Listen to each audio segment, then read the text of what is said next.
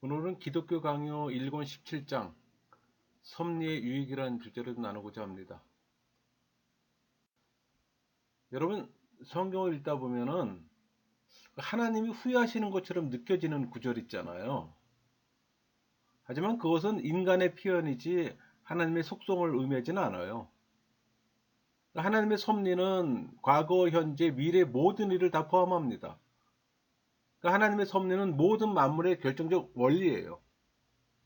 세상이 복잡해 보이지만 섭리의 눈으로 보면 만사가 풀리게 됩니다. 운과 우연은 없어요. 그 섭리는 매개체를 통해 일어나기도 하고 또 매개체 없이 친히 일어나기도 하며 때로는 매개체와 정반대로도 작용하기도 해요.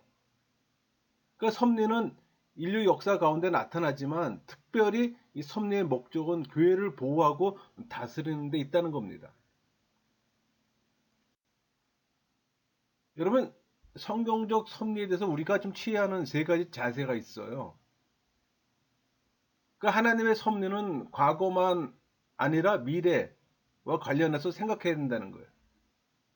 또 모든 것을 지배하실 때 어떨 때는 수단을 사용하시고 또 다른 때는 수단 없이 행하시고 또 다른 때는 수단에 반대해서 행하심을 기억해야 한다는 겁니다.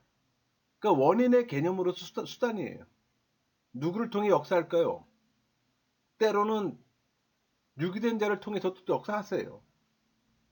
또 세 번째가 하나님의 계획은 전 인류를 위한 하나님의 보호하심을 보여주시겠지만 특별히 그 교회를 통치하심의 나타남을 우리가 기억해야 합니다. 우리는 많은 사건들이 이 맹목적인 동기에 의해 무분별하게 일어난다고 착각하는 경향이 있어요. 우리 시편 40편 5절 여호와 나의 하나님이여 주께서 행하신 기적이 많고 우리를 행하신 주의 생각도 많아 누구도 주와 견줄 수가 없나이다. 내가 널리 알려 말하고자 하나 너무 많아 그 수를 셀 수도 없나이다. 여러분, 우리가 접근할 수 없는 이 하나님의 신묘막측한 계획을 알려고 하는 것은 바른 신앙의 자세는 아닙니다. 우리 로마서 11장 33절 34절 깊도다 하나님의 지혜와 지식의 풍성함이요 그의 판단은 헤아리지 못할 것이며 그의 길은 찾지 못할 것이로다. 누가 주의 마음을 알았느냐? 누가 그의 모사가 되었느냐? 여러분, 우리에게 감춰져 있는 동안 마땅히 우리는 존경할 뿐이에요. 하나님의 그 계획을 우리가 다 알 수는 없잖아. 그러니까 모세는 이 두 가지 견해를 아름답게 몇 마디로 표현했습니다. 우리 신명기 29장 29절 감추어진 일은 우리 하나님 여호와께 속하였거니와 나타난 일은 영원히 우리와 우리 자손에게 속하였나니 이는 우리에게 이 율법의 모든 말씀을 행하게 하려 하심이니라 이렇게 증거하잖아. 이 의미는 고심하며 율법을 묵상할 뿐 아니라 하나님의 비밀적 섭리를 존경해야 하고 또 바라보도록 명령하고 있다는 겁니다.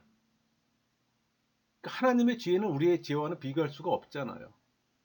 나타나는 일은 우리와 우리 후손에게 속합니다.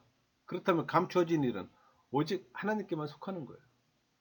하나님의 놀라운 뜻이 우리에게는 감춰져 있어요. 여러분, 신앙인들은 지혜와 총명의 영, 진리의 영을 받아서 하나님을 알잖아요. 그분의 섭리는 그분 자신의 지식 가운데 깊이 감춰져 있어요.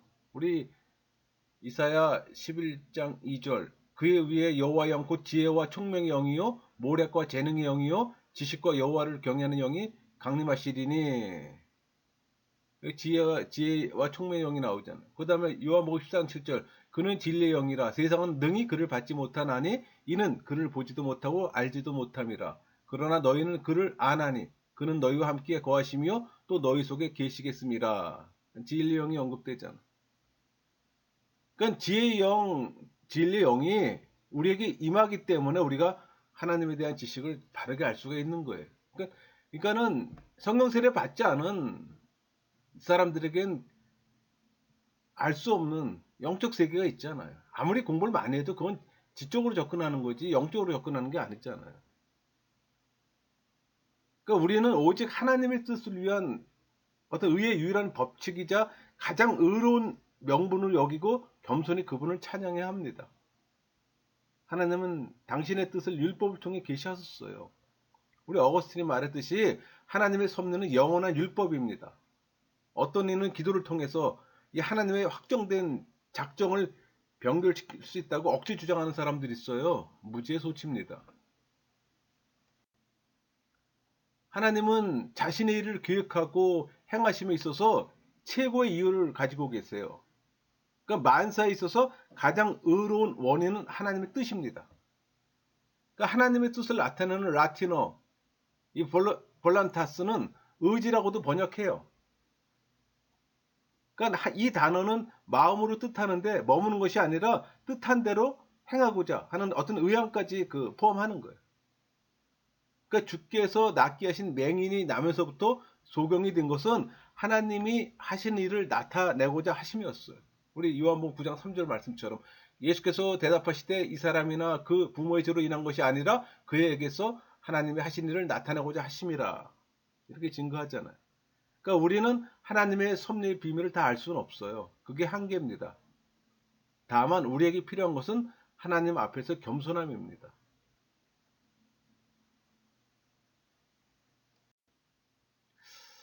여러분, 하나님의 질서에 우리 이성적 생각이 일치하는지 점검해야 하는 겁니다. 그러니까 위험이 운명이 아니라 예방책 없이 피할 수 있기 때문에 그 위험은 결코 해가 되지 않을 겁니다. 그러니까 운명이 아니길 그분이 원하시기 때문에 우리는 그것에 유의해야 하는 거예요. 근데 어리석은 자들은 눈앞에 놓인 것만 생각하잖아요. 하나님은 미래의 모든 사건을 우리에게 숨기기를 기뻐하셔서 우리가 그것을 준비하도록 하시고 또 극복하거나 무사히 지나갈 수 있을 때까지 제공된 어떤 구조, 방지책을 끊임없이 제공하시는 거예요. 그래서 앞에서 언급한 대로 하나님의 섭리는 단순한 개입이 아니라 수단을 사용해 이 가시적인 형태를 취하는 겁니다. 여러분, 하나님 섭리에 대한 이 묵상은 경건이 우리에게 명령하는 것이에요. 그것에서 또 우리는 최선이고 가장 달콤한 열매를 또 얻게 되는 겁니다. 그러니까 만사가 하나님의 섭리로 일어나는 것이고 그 어떤 것도 우연히 일어나는 것이 없다고 확신하는 우리 기독교인들은 사건의 1차 원인으로 하나님에게 초점을 맞추는 거예요. 동시에 자신의 장소의 2차 원인에 관해서 관심을 갖는 겁니다. 그러니까 1차가 하나님이고 2차가 우리예요. 그렇게 되면 특별한 섭리가 항상 자신을 늘 지키고 있음을 의심하지 않을 겁니다. 자신의 선과 안전을 위협되는 그 어떤 일이 일어날 것이라고 걱정하지 않는다는 얘기예요. 그런데 이런 사역은 먼저 인간에게 나타나고 그런 후에 다른 피조물들에게 나타나기 때문에 하나님의 섭리가 모든 인간을 지배한다는 것을 확신하는 겁니다. 선하든 나쁘든 인간들의 권면, 소원, 목적, 재능이 다 하나님 손 아래 있어요. 어느 방향으로 향하든 하나님이 기뻐하는 대로 강요하시는 그 완전한 권능을 인정하게 되는 거예요. 그러니까 특별한 섭리로 신자들의 안전을 살핀다는 이 사실은 수많은 약속들에서 분명히 밝혀졌어요. 여러분, 성경에서 말하는 가장 중요한 요점은 성도의 길은 주님의 보호하에 있다는 겁니다. 그렇다면 우리는 더 이상 바랄 게 없어요. 특별히 그분이 택하신 자들, 특히 이 교회는 철저하게 그분의 보호 아래 있으며 또 부성회를 특별히 받습니다. 근데 뭐가 두렵고 뭐가 부러운 게 있겠습니까? 여러분들의 관점이 세상 것에 맞춰지기 때문에 두렵고 그런 것들이 부러운 거지. 여러분, 하나님에 있어서는 영원히 불변합니다. 하나님은 요나에게 니느웨 멸망을 선포하게 하셨잖아요. 실상 처음부터 그들을 구원하기 원하셨어요. 성경 여러 곳에서 우리는 하나님이 후회하셨다거나 자신의 뜻을 돌이키셨다는 말씀을 만납니다. 그러나 하나님은 모순되거나 상충되는 두 가지 뜻을 가지고 가변적으로 일하는 분이 아니잖아요. 이런 말씀은 처음 뜻하신 대로 당신의 행사를 끝까지 이루시는 신실하신 하나님의 품성을 드러내는 거예요.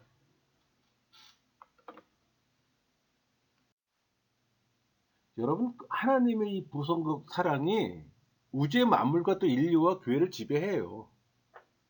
그러니까 하나님은 우리의 계획을 헤아리시나 자신의 뜻을 따라 또 우리의 길을 정하시고 또 이끄시잖아요. 우리 잠언 16장 9절 사람의 마음으로 자기의 길을 계획할지라도 그의 걸음을 인도하시는 이는 여호와시니라. 그러니까 어떤 역경이 일어날 때 하나님의 종은 심령을 일으켜 하나님께 향해하고 또 하나님은 인내와 마음의 평강을 또 우리에게 주시잖아요. 그러니까 주께서 모든 일을 다 행하시는 거예요. 시편 39편 9절 내가 잠잠하고 입을 열지 아니하면 주께서 이를 행하신 까닭이니이다. 주시는 분도 거두시는 분도 여호와입니다. 욥기 1장 21절 이르되 내가 모태에서 알몸으로 나와 싸운즉 또한 알몸이 그리로 돌아갈지라 주신 이도 여호와시요 거둔 이도 여호와시니 여호와 이름이 찬송을 받을지니이다 하고 자신의 백성을 인애와 자비로 끝까지 이끌어 가시는 은혜는 오직 하나님의 역사예요.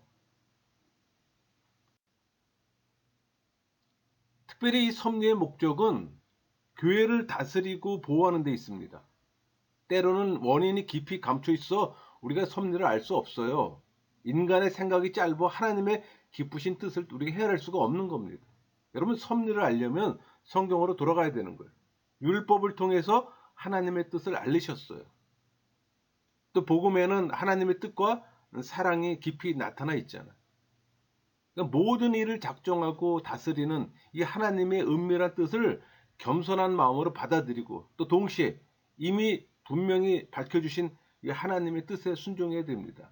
우리가 보통 하나님의 뜻이라고 할 때는 하나님의 말씀을 또 의미하는 거예요. 우리는 모든 것을 운명으로 돌릴 경우 있잖아요. 그럴 수는 없죠. 하나님은 자신의 보이지 않는 손으로 일하시잖아요. 보이는 또 사람 손으로 또 사용하시기도 해요. 그 모든 것을 정하신 이 하나님은 우리에게 또 기도와 열심을 또 요구하세요. 여러분 섭리를 탓하며 자신의 무능함과 게으름을 핑계할 수 없어요. 여러분 태양에 노출된 시체의 악취는 태양의 탓일까요? 아니에요. 태양의 탓이 아니에요. 그의 죽음의 탓입니다. 태양은 그냥 살아있는 생명을 오히려 자라게 할 뿐입니다.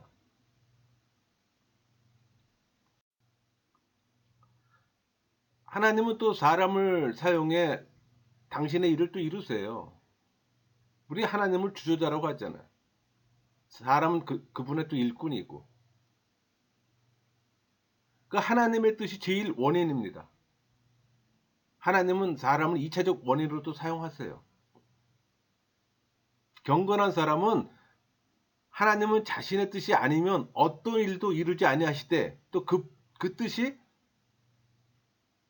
자신의 백성을 사랑하실 때 끝까지 사랑하시는 데 있음을 고백하는 가운데 또 위로를 얻어요.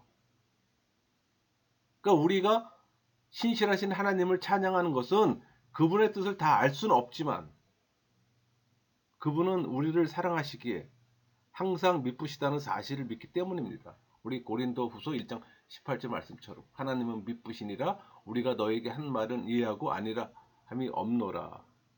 이 믿음 가운데 우리는 하나님께 붙들린 손으로서 그분이 기뻐하신 일을 감당하게 되는 겁니다. 우리 시편 147편 11절 여호와는 자기를 경외하는 자들과 그의 인자하심을 바라는 자들을 기뻐하시는도다. 그분의 허락 없이 어떤 일도 일어날 수 없으며 또 그분의 결정이 없으면 어떤 악한 일도 그에게 일어나지 않을 것을 아는 데서 비롯된 겁니다. 여러분 하나님의 허락이나 명령 없이 어떤 일도 일어나지 않는다는 이 신뢰가 있다면 뭐 쉽게 포기하지도 쉽게 감행하지도 않을 겁니다. 하나님은 또 다양한 상황을 조건으로 삼으셔요. 영원히 또 정한 바를 이루시고 또 하나님은 후회가 없는 분이잖아요.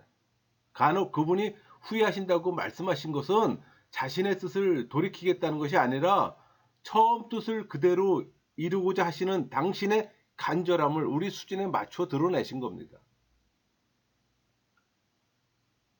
그분의 계획이나 뜻의 변화가 아니라 영원부터 예견하셔서 인정하시고 이 작정하신 것을 하나님은 방해받지 않으시고 또 진행하시기에 이 갑작스러운 변화처럼 우리 눈에 보이는 것 뿐이에요. 사울을 세우신 것을 후회하신다는 하나님의 음성을 들은 사무엘이 우리 그 사무엘상 15장 11절 내가 사울을 왕으로 세운 것을 후회하노니 이런 표현이 있잖아. 그는 사람이 아니심으로 결코 변개하지 않으세요. 우리 사무엘상 15장 29절 이스라엘 지존자는 거짓이나 변개함이 없으시니 그는 사람이 아니심으로 결코 변개하지 않으심이다. 이런 표현이 있죠. 이런 고백을 하게 되는 겁니다.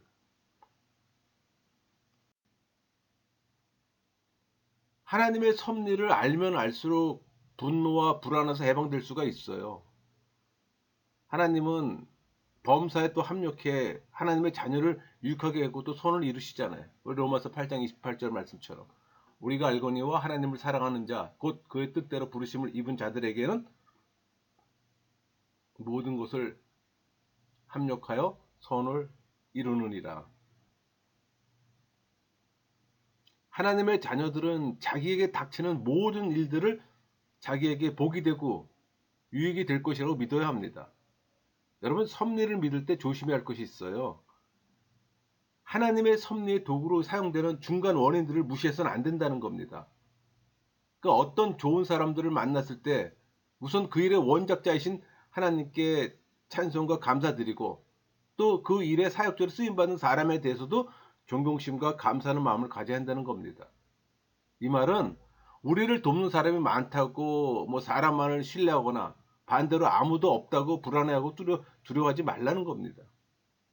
일의 원작자이신 하나님께 감사하고 쓰임받는 사람에게도 적극적으로 감사하는 게 섭리를 믿는 올바른 태도예요.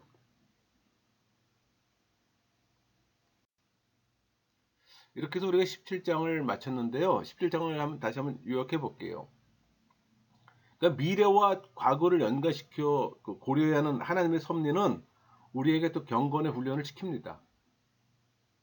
그분의 또 은밀한 뜻을 설명해 달라고 요구하지 않고 그분이 창조주이실 뿐만 아니라 나와 또 밀접한 관계를 맺고 있음을 늘 기억해야 하는 거예요.